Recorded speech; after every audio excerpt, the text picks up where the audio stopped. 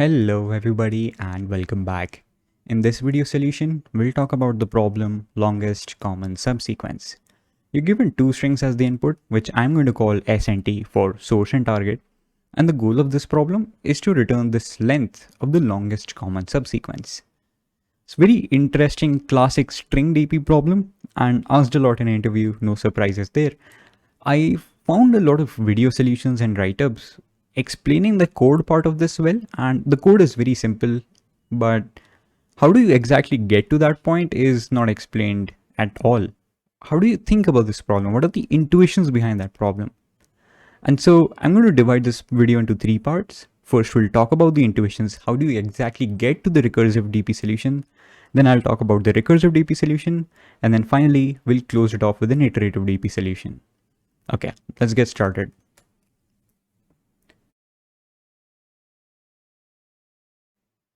Let's start talking about the intuitions for this problem. And as I always suggest, we should look at a couple of very simple cases and then start building on top of that. So here, we're going to look at both of these cases. The first case is where there is a character match. In this case, we have the characters A and A. Both will definitely form the part of the longest common subsequence, which is going to be the character A itself. And that gives us a length of 1. In this case, we have a character mismatch, and so A and B will combined give us a score of 0. Both of these cases are fairly simple, but will form an important part of our considerations later on. Let's move on to this case. This is one of the sample cases provided to us. And so we see that A matches with A, C matches with C, and E matches with E. And so the total longest common subsequence is going to be ACE, giving the length of 3. This is a longer string than both of these, and we can have even longer strings. So the first thing we want to do is we want to know where we are looking at for any given string. Let's introduce two pointers, I and j, pointing to elements in S and T respectively. I points to elements in S, j points to elements in T. Let's move on to the case 1. With these pointers in our hand, we can finally start to do some logic. What happens when I and j point to the same element? In this case, both of them point to the same element A. As we saw before, this same element thing is going to give us a score of 1. And we know that the answer for this part is going to be 1. But what we don't know is the answer for this part, B, C, D, E, and C, E. And so let's just split this string into two parts over here. And this is the current point of time we're looking at. This is the split of the string. What we have already considered is going to be the past. And what we're going to consider in the future is whatever the string that remains. When we found a character that matched, we'll just move on the I by 1 and move the j by 1. And that's because we have considered both of the characters A and A. So A gets consumed, I moves by 1. Here A gets consumed, j moves by 1. And we can do this logic, which will give us the final answer as 1 plus whatever the future holds for us. This case is fine, but what happens if there is a mismatch, as we see here in the case of B and C? Let's dive into that. Let's look at the case 2. In this case, we have the characters B and C which mismatch.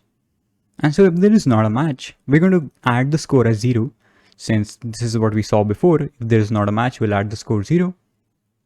And whatever 0 is, plus whatever the future holds for us. So C, D, E, and E. Obviously, this solution is incorrect. And we can clearly see that moving B and C both by 1 to C and E is not a good idea. And that's because you're missing over this opportunity of this particular combination, where j points to C and I also points to C. It looks like we've kept j constant and we have moved I by 1. And so it looks like having this ability to skip is a good idea. What we can do is we can add the score 0 for a mismatch, and then we'll just call future of I plus 1 j. We'll keep j constant and move I by 1. This is a good idea until you realize that this is not symmetric. What if we swapped out S and T? And so we'll need to do the other case as well. Here I've written down feature of I plus 1 j, where I moves by 1 and j is constant, and the reverse case, which is going to be I remains constant and j moves by 1. The thing is, both of these cases may provide different answers to us. And that particular point of time, at this particular point of time where we're looking at the current bar, I don't know which of them is the better one. And there can be only one possible longest common subsequence because it's the longest one. So we'll have to select one of them. Now I don't know which of them is the better one, so I'm just going to append a maximum function here. And that will get me the answer. And with this, we are done with the logic. Note that we've only done two things. We've written on the cases for when the characters match, as was the case here when we added one and did the future thing, and the case where the characters mismatched, where we did two recursive calls instead of one. Let's actually formalize this in our second part, which is the recursion. Now this future and past things was already pointing to the need of recursion, because how do we look into the future? Like, this is very weird thing to say. We've already considered things in the past, but now we also want to consider the things in the future. How can you do that? Recursion. And that's why we introduced a recursion over here. So the base case is going to be if I has ended or j has ended, which means that these pointers have exhausted the strings. In that case, we can simply return 0, saying that, you know what, we've done with the strings. There is no longer a longest common substring that we can find. If s is equal to t, however, if the current characters are the same, we're going to do 1 plus the recursion of whatever is in the future for us. Similarly, here we had return maximum of either skip over the I character, either skip over the character in s, which has been pointed by I, or skip over the character in t, which is pointed by j. And this is the entire solution. We'll start coding this up in Python 3. Okay. The first thing we want to do is we'll create this recurse function, and the only thing I'm going to do is just implement that, and there's no logic changes at all. So we'll also have m and n as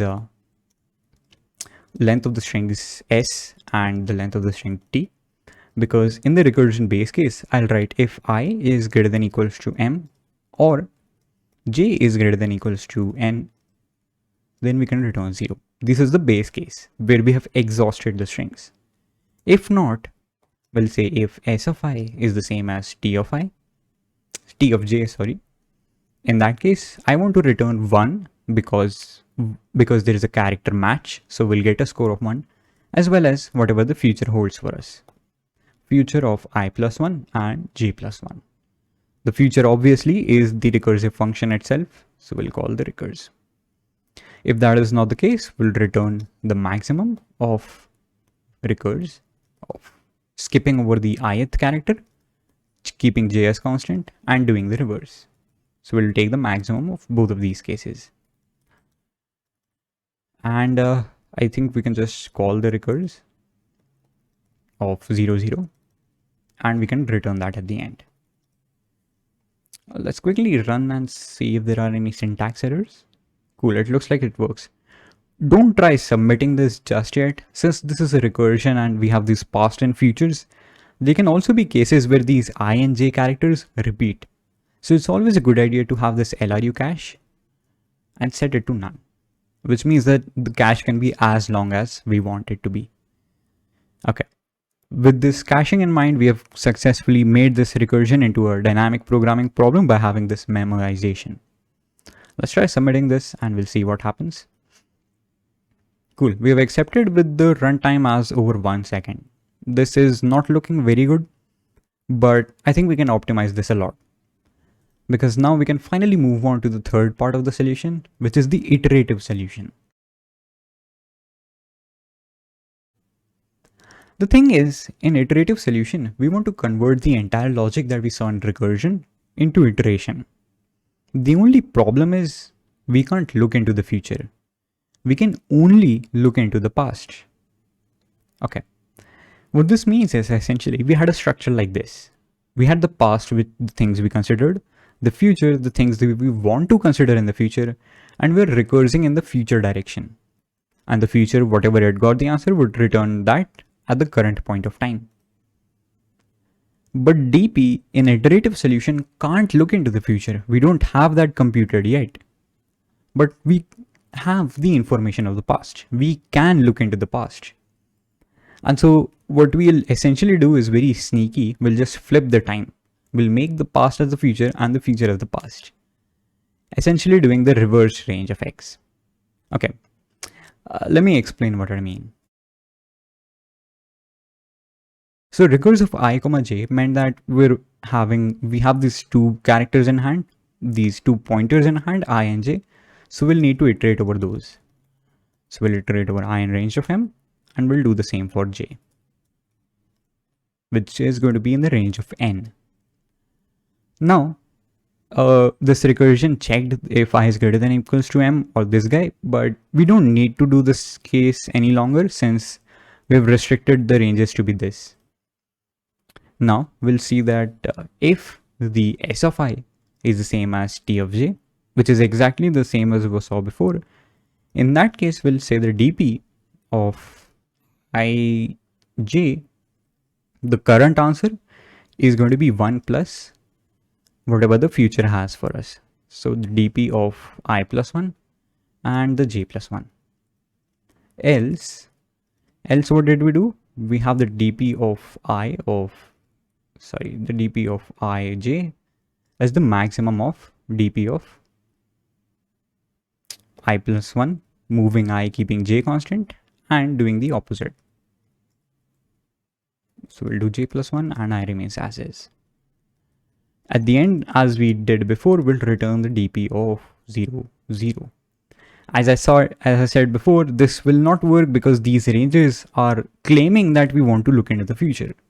We can't do that, so we'll just do reversed of range of n. And we'll do the same for this case.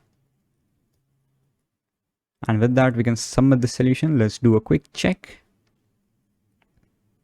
Okay, dp is not defined. Of course, we need to define the dp as well, which is going to be a two-dimensional grid basically.